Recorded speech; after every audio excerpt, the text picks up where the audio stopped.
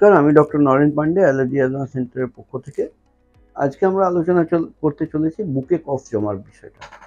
প্রচুর মানুষের বুকে কফ জমে থাকে। সেই বুকে কফ জমাটা অনেক অস্বস্তিকর বিষয় হয় এবং সবসময় একটা কফ বেরিয়ে আসে, বুক সাঁ সাঁ করে আওয়াজ করে। এটা নিয়ে আমরা আজকে আলোচনা করব।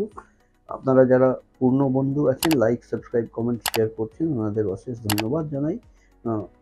কারণ আপনার শেয়ারে প্রচুর মানুষ যারা জানেন না, ওনারা এই বিষয়টা নিয়ে ওয়াকিবহাল হতে পারবেন। এইভাবেই আপনাদের ভালোবাসাটা চালিয়ে যাবেন, এটাই আশা করি। আর নতুন বন্ধু যারা এসছেন আজকে, যদি ভিডিওটা পছন্দ হয় তাহলে একটা লাইক তো বানতে হয়, আর শেয়ার সাবস্ক্রাইব করলে কৃতজ্ঞ হব। প্রচুর মানুষের সারা বছরই কিন্তু বুকে একটা কফ সৃষ্টি হওয়া লেগেই থাকে। কাশি হওয়ার সাথে সাথে বুক থেকে প্রচুর পরিমাণে কফ বেরোয়। এই কফ বেরোনোর বিষয়টা হলো যে বেসিক্যালি সিজনাল চেঞ্জে অনেক বেশি কফ বেরোনোর প্রবণতা থাকে এবং সকালে সূর্যোদয় এবং সূর্যাস্তের সময় সবথেকে বেশি পরিমাণের কাশি এবং কফটা সৃষ্টি হয়। আমরা জেনারেলি ভাবি যে সকালে সূর্য ছিল না, সূর্যোদয় হলো, এখন ঠান্ডা ঠান্ডা ওয়েদার আছে, তাই জন্য আমার বুকে ঠান্ডা লেগেছে, কফ জমে গেছে। বা সন্ধ্যাবেলা সূর্য নেমে গেছে, গরম ভাবটা কমে গেছে, তাই জন্য কিন্তু ঠান্ডা লেগে গেছে।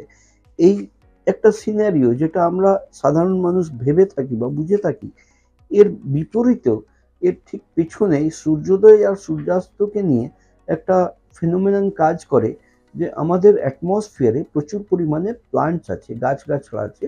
সেই গাছগাছড়াগুলো আমাদের মতন নিঃশ্বাস নেয় আর ছাড়ে। সারা রাত তারা কার্বন ডাইঅক্সাইড এক্সহেল করে, কার্বন ডাইঅক্সাইড ছাড়ে আর অক্সিজেন পান করে। সকালে যেই সানরাইজ হয়, সূর্যের আলো ফুটতেই, সূর্যের আলো পেতেই, তখনই এরা পুরো রেসপিরেটরি প্যাটার্ন, যে নিঃশ্বাস প্রশ্বাসের প্রণালী আছে এদের, পুরো নিঃশ্বাস প্রশ্বাসের প্রণালীটাই চেঞ্জ হয়ে যায়, আপসাইড ডাউন হয়ে যায়। এবং সূর্যের আলো পেলেই ফটোসিনথেসিস স্টার্ট হওয়ার মাত্রেই অক্সিজেন রিলিজ করতে চালু করে এবং কার্বন ডাইঅক্সাইড নিতে চালু করে। এই যে complete respiratory pattern upside down যে হয়ে যায়, এই আপসাইড ডাউন হওয়াতে প্ল্যান্টের মধ্যে প্রচুর রকমের চেঞ্জেস হয়। এই চেঞ্জেসের জন্য কি হয়, ম্যাক্সিমাম পলেন্স যত আছে, গাছগাছালির যে রেণুগুলো আছে, সেগুলো অ্যাটমসফিয়ারে অনেক অনেক মাত্রায় ডিসপার্স হয়ে যায়, অনেক মাত্রায় পুরো অ্যাটমসফিয়ারে ছড়িয়ে যায়। এবং আমাদের বাঁচতে গেলে নিঃশ্বাস প্রশ্বাস নিতে ছাড়তেই হয়। তো আমাদের এই নিঃশ্বাস নেওয়ার সাথে সাথেই পোলেন ঢুকলো। এই পোলেনের মধ্যে যে পোলেন আমার বডির প্রতি হাইপার সেন্সিটিভ আছে, তারা গিয়ে রেসপিরেটরি ট্র্যাক্টে ইনফ্লামেশন ফুলিয়ে দিল।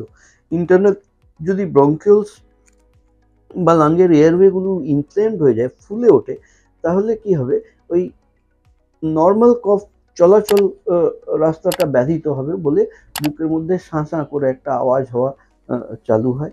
এবং যে ইচিং ভাবটা হয়, সেই ইচিং ভাবের জন্যে বুকের মধ্যে মনে হয় যে চেস্ট টাইটনেস হচ্ছে, ফাঁসির দড়ি মতন চেপে ধরেছে চেস্টকে।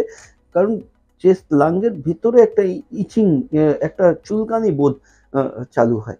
সেই চুলকানি বোধের জন্য কিন্তু চেস্ট টাইটনেস হয় এবং কাশি, বাউট অফ কফ চালু হয়ে যায়। এই জিনিস হয়, প্লাস প্রোডাকশন অফ মিউকাসটাও বেশি হয়। এটাই হলো মূল কারণ যে সকালে সূর্যোদয় এবং সূর্যাস্তের সময় যে প্লান্টের পলেনগুলো রিলিজ হয়, সেগুলো আমাদের শরীরে গিয়ে, আমরা যে পোলেন থেকে হাইপার সেন্সিটিভ আছে, সেই পোলেনগুলো গিয়ে আমাদের শরীরে কিন্তু ক্ষয়ক্ষতি ঘটায়। এদেরকে চেনার জন্য একমাত্র পথ হচ্ছে মডিফাইড স্কিন প্রিক টেস্ট। চামড়ার উপরে অ্যালার্জি পরীক্ষা করে চিহ্নিত করা যে কোন কোন জিনিস থেকে অ্যালার্জি আছে, সেটা চেনা হয়ে গেলেই কিন্তু তার ভ্যাকসিন দিয়ে ইমিউনোথেরাপি করে দিলে কিন্তু এটার সুরাহা পাওয়া যায়। এই পরিষেবা যদি নেওয়ার প্রয়োজন থাকে, তাহলে নিচে দেওয়া অ্যাপয়েন্টমেন্ট নম্বরগুলোতে কল করে অ্যাপয়েন্টমেন্ট নিয়ে এসে আপনারা এই পরিষেবা নিতে পারেন। আমি কলকাতাতে allergy asthma centre, Moulali Sealdah স্টেশনের পাশে মৌলালি মাজার এবং ইন্টালি সিনেমা হলের মাঝখানে অবস্থিত। এখানে এসে আপনি এই পরিষেবা নিতে পারেন। আপনারা ভালো থাকুন, সুস্থ থাকুন, খুশি থাকুন। আমি ডক্টর নরেন পান্ডে।